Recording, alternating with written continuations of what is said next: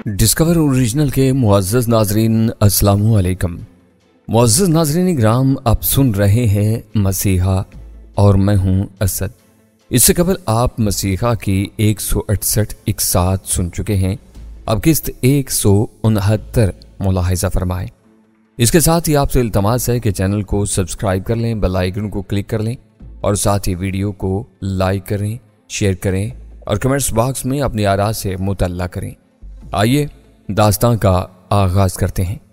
उसने मेरे चाकू वाले हाथ की कलाई पकड़कर झटक दी।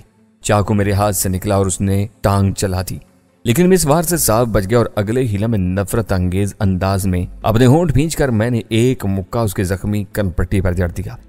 इसी वक्त दोबारा तेज तूफानी हवाएं चलना शुरू हो गई। बर्फबारी भी तेज हो गई थी। उसकी चीख की आवाज उसी में दबकी। वो बुरी तरह कराहने और हाँफने लगा।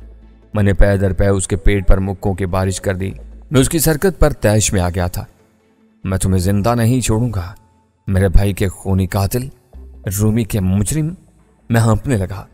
वो निढाल हो गया। इस पर फिर बेहोशी का दौरा पड़ा था। मैंने चाकू तलाश करके उठा लिया। एक जोरदार चरका मैंने उसे होश में लाने के लिए उसकी पेशानी पर लगा दिया। इसी पर बस नहीं किया, 2-3 चरके इसके सीने पर गर्म मोटा लिबास हटाकर वहां भी लगा दिए। वो तड़प कर होश में आ गया, फिर कराने लगा। मैंने चाकू की धार उसकी गर्दन पर रख दी, बल्कि दूसरे हाथ में अपना पिस्तौल भी निकाल कर उस पर पूरी तरह दहशत जमानी चाहिए, ताकि वो इस भूल में न रहे कि मैं बिल्कुल ही निहत्ता हूं। मैं तुम्हें बगैर कोई वक्त जाया किए जहन्नुम वासिल करने वाला हूं ताज। मैंने खूनखार आवाज में किसी भूखे बर्फानी भेड़िए की तरह गुर्राते हुए कहा।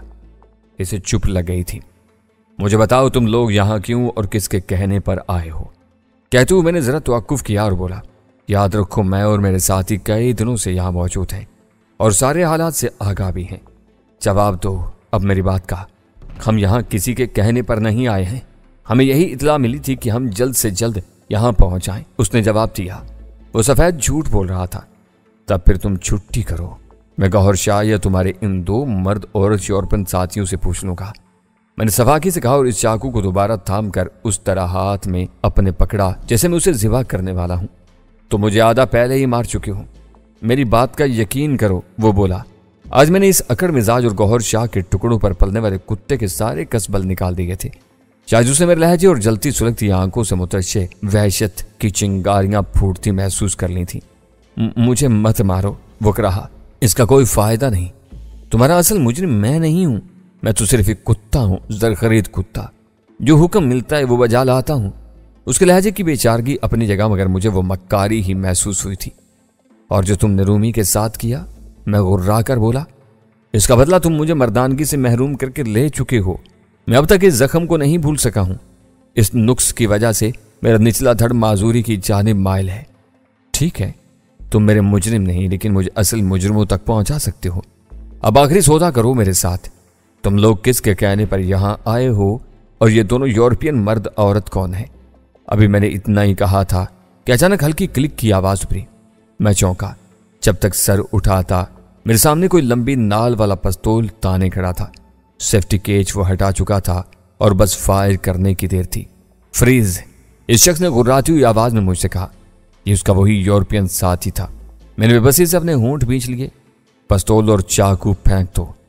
थैंक्स मिस्टर जमनाट, ताज मुसर्रत से बोला। वो भी तक इसी तरह बर्फ पर पड़ा हुआ था। हम दोनों अभी चौबी खला के अंदर ही थे। मेरे सर पर जमनाट नामी उसका यूरोपीय साथी साइलेंसर लगे पिस्तौल को लिए खड़ा था। मुझे यूं लगा जैसे वो मुल्कुल मौत हो। बर्फ गिर रही थी। बर्फीली हवाओं की शाएं शाएं इस वक्त मुझे करीहा लगी। अजीब भयानक सा मंजर था। मैंने पिस्तौल और चाकू फेंका ही था कि उसने ट्रैगर दबा दिया। मेरे हल्क से एक तेज चीख बुलंद हुई थी। गोली मेरे दाएं शाने में लगी थी। मुझे यूं लगा जैसे किसी ने गर्म तपती हुई सलाख मेरे शाने में घोंपती हो। यही नहीं, मुझे अपने शाने की कोई हड्डी भी चटकती महसूस हुई थी। मैं उलटकर पहलू के बल चा गिरा और मारे दर्द के कराहने लगा। मुझे ऐसा महसूस हुआ जैसे मेरे पूरे बदन से जान निकल गई हो। मेरी सांसें बुरी तरह फूलने लगी। आंखों के सामने तारीकी छाने लगी। यकदम ही सारा मंजर पूरी तरह धुंधला गया। हलाक कर दो इस मरदूत को जमनाट, ये बहुत खतरनाक दुश्मन है हमारा, ताज चिल्लाया। ऐन मौत के करीब पहुंचकर बचाने की मजनूनाना मुसर्रत ने उसे बौखला कर रख दिया था। मैंने अपने हवासों में आने की कोशिश चाही थी, मगर कामयाब नहीं हो सका।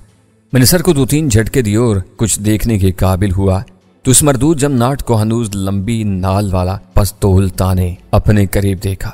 इसके भारी और सुर्ख सफेद चेहरे पर बला की सफाकी और खूनखारी तारी थी। वो नफरत से होंठ भींचे मुझे ही घूरे जा रहा था।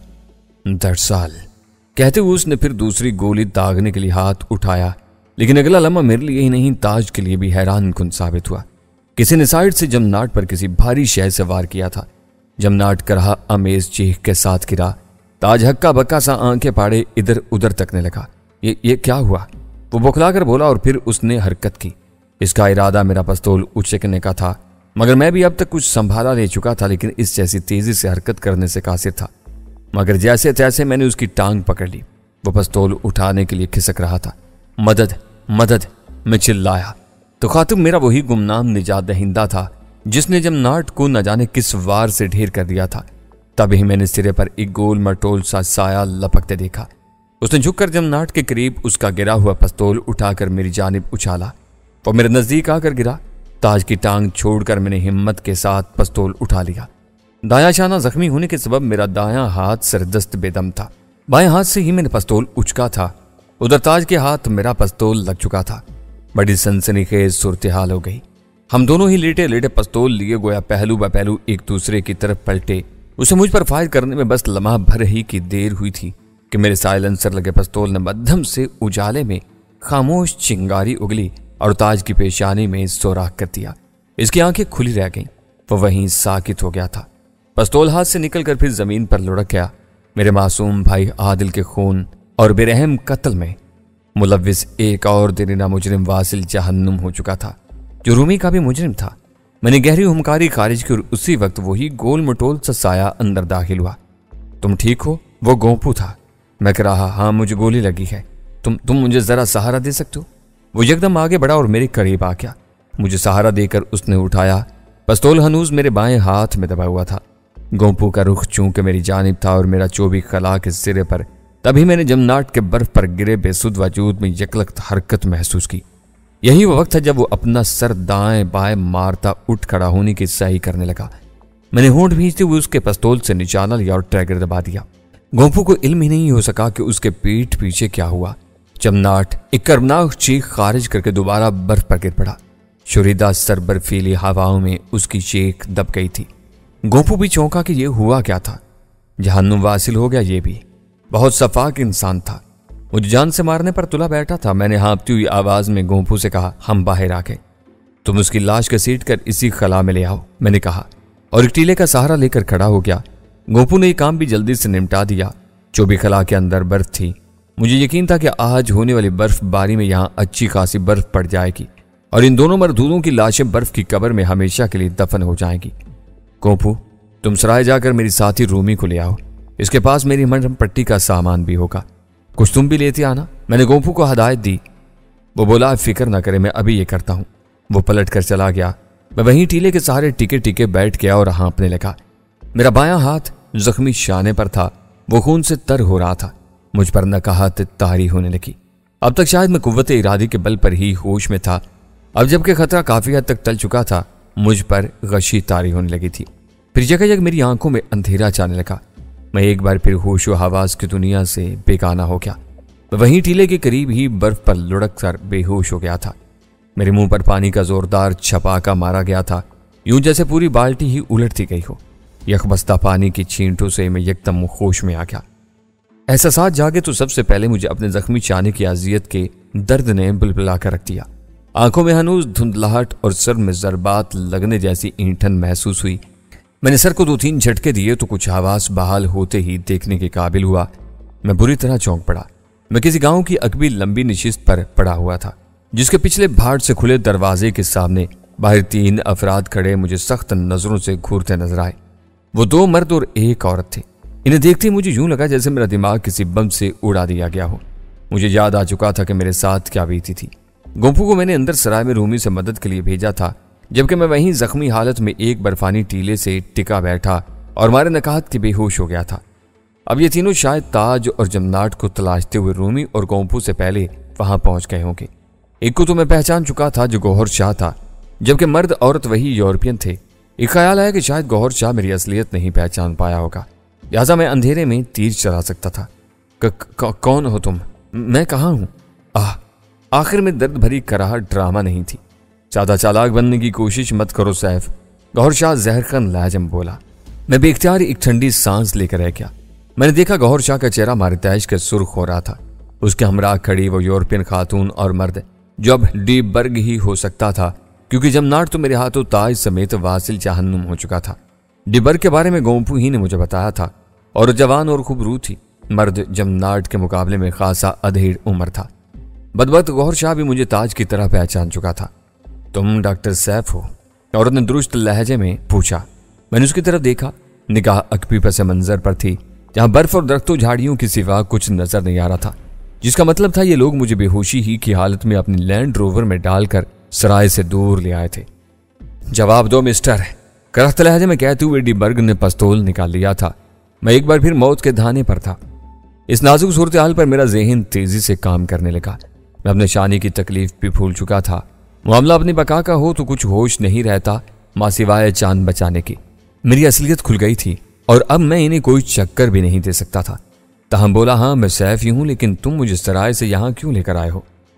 तुम्हें कुत्ते की मौत मारकर इधर ही दफन कर देंगे, गौहर शाह दांत पीस कर बोला। तुमने मेरे एक अहम और पुराने साथी ताज को हलाक किया है, बल्कि इनके साथी जमनाट को जिंदा नहीं छोड़ा। अब तुम भी जिंदा नहीं बचोगे। इस इंकिशाफ पर कि जमनाट भी मर चुका था, मुझे तशवीश ने घेर लिया। इसकी मौत का तो मुझे कलक नहीं था, मगर बहरहाल अब मैं इन दोनों यूरोपियन से भी दुश्मनी मोल ले बैठा था। इन दोनों ने मुझ पर उस वक्त हमला किया था जब मैं इनसे एक मामलादारी कर रहा था। बिलाखिर मैंने इस नई और गंभीर सूरत-ए-हाल के मुताबिक चाल चलते हुए कहा, बकवास बंद करो अपनी। गौहर शाह मेरे झूठ को ताड़ कर एकदम आपे से बाहर हो गया। साथ ही उसने अपने गर्म मोटे लिबास के अंदर से पिस्तौल भी निकाल लिया था और मुझ पर तान लिया। मेरा दिल उछलकर हल्के में आ लटका। Relax mister Gauhar Shah. औरत ने गौहर शाह को टोका, फिर मुझसे मुखातिब हुई, जमनाट और ताज के साथ तुम्हारी क्या मामलादारी हो रही थी? उसके इस्तफसार ने मेरी उम्मीद सवा कर डाली थी। मैंने कहा, पेंगुइन बर्ड की इमारत में धोखे से जो हौलनाक खेल खिला गया है, इस सिलसिले में डील करना चाहता था। ओह पेंगुइन बर्ड। औरत मुतहय्यराना लहजे में बुड़बुड़ाई, कहीं तुम डेल्टा पॉइंट वाइड की बात तो नहीं कर रहे? यस मैडम, मेरी मुराद यही इमारत है, मैंने कहा। मेरी शानी की तकलीफ बढ़ने लगी थी। मैं इस पर हाथ रख कर रहा। मैं अंदाजा कर चुका था औरत मेरी बात में दिलचस्पी लेने पर मजबूर हो गई थी। इसकी जुबान से डेल्टा वाइट सुनते ही भाप गया था कि इन्हें भी यहाँ के हालात की तफासील से पूरी तरह आगाही है। लिहाजा अब देखना यह था कि ये यहाँ आए किस मकसद से थे, क्योंकि मुझे उनकी यहाँ आमद किसी खुफिया डील ही का नतीजा मालूम होती थी। यूं मैं एक पेंथ दो काज निपटाने का इरादा किए हुए था। अपनी खुलासी और दूसरा इनकी यहाँ आमद का मतलब यहाँ मैंने इससे इस्तदा कर डाली। मैडम प्लीज मुझे फर्स्ट एड चाहिए। कहते ही मैं अपने और नीम गशी की अदाकारी करने लगा। अगरचे ऐसी कैफियत किसी हद तक थी भी मेरी, तो मैं फर्स्ट एड की नहीं गोली की जरूरत है। गौहर शाह जो शायद मुझ पर बुरी तरह उधार खाए बैठा था, एकदम पिस्तौल की नाल कर रुख मेरी जानिब करते हुए राकर बोला, मिस्टर शाह। औरत ने फिर उसे मुतनब्बे करना चाहा था कि गौहर शाह बिपरे हुए लहजे में बोला, मैडम तुम इसे नहीं जानती, यह हमें चक्कर दे रहा है। यकीनन ये मेरे साथी ताज और मिस्टर जमनाट को भी चक्कर देने की कोशिश कर रहा होगा, मगर मेरा साथी ताज इसकी चालबाजी में नहीं आया होगा, तो इसने इसे गोली मारकर हलाक कर दिया। सोचो जरा तुम भी मिस्टर डी बर्ग, अगर ऐसा ना होता तो तुम्हारा आदमी मिस्टर जमनाट इसके हाथों क्यों हलाक होता?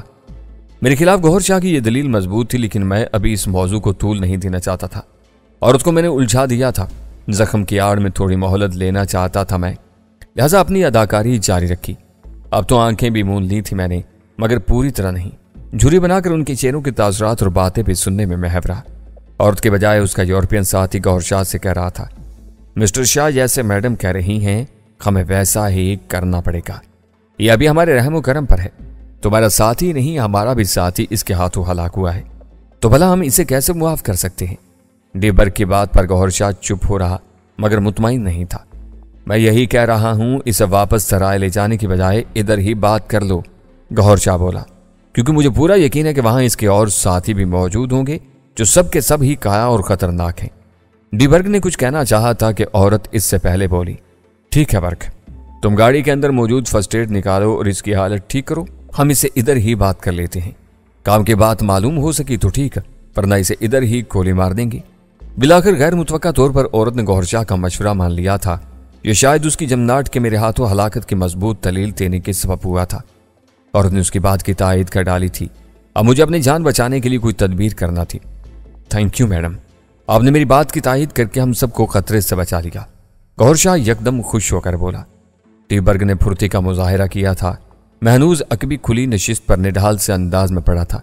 मेरी हालत वाकई खराब थी। मैं इन्हीं के रहमो करम पर था। इनकी बातों से मुझे अंदाजा हो गया था कि ये लोग मुझे लैंड रोवर में डालकर सराय से थोड़ी दूर ले आए थे। टीबर्ग ने मेरी शर्ट फाड़ डाली और जख्म का जायजा लिया। बकौल उसी के गोली कंधे की किसी हड्डी को छेदती हुई आर पार हो गई थी। ज्यादा तकलीफ और किसी हद तक हिलने जुलने की माजूरी मेरी इसी सबब थी। टीबर्ग ने जैसे तैसे मेरी मरहम पट्टी कर डाली थी।